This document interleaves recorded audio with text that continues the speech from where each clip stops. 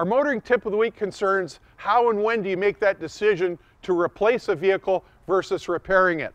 Case in point, our 02 GMC Yukon. Brad bought this brand new in 02. He drove it. The crew guys, all the cameramen drove it for many, many years on all of our shoots.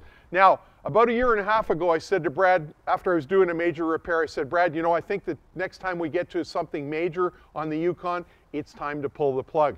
And what I was most concerned about was the way that rust was compromising this vehicle. And you can see one area right here where there's a real good example of it.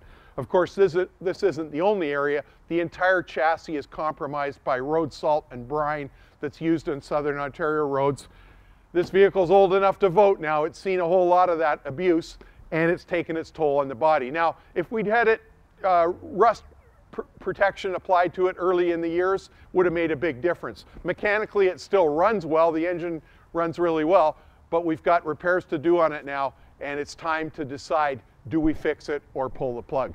Let's go have a look at the other side of the vehicle and some of the graffiti I've put on it over the years when I've been fixing it. If I've worked on your vehicle over the years, there's going to be graffiti inside the wheel wells, under the hood, underneath the vehicle. I like to leave my mark of what I've done on a vehicle, and there's all kinds here on the Yukon. So I can see here, Motoring 2015 episode 3, we did the front wheel bearing on this Yukon, and we probably did both sides of them. In any case, the Yukon is at the point now, we've got a major transmission fluid leak. You can see a stain on the asphalt beside me and right underneath the front of the Yukon.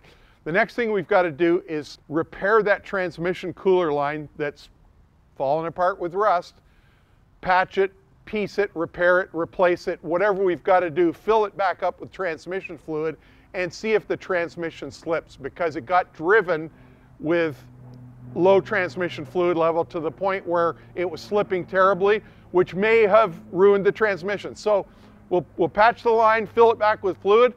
If the transmission's working great and doesn't slip, maybe we continue with repairs, or maybe we replace it. That's your motoring tip of the week.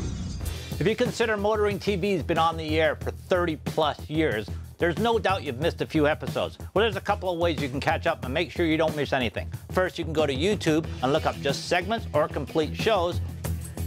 Also, if you want to know what we're doing, like today on a daily basis, just go to our Facebook page. And also, you can go to motoringtvshop.com, get some cool swag.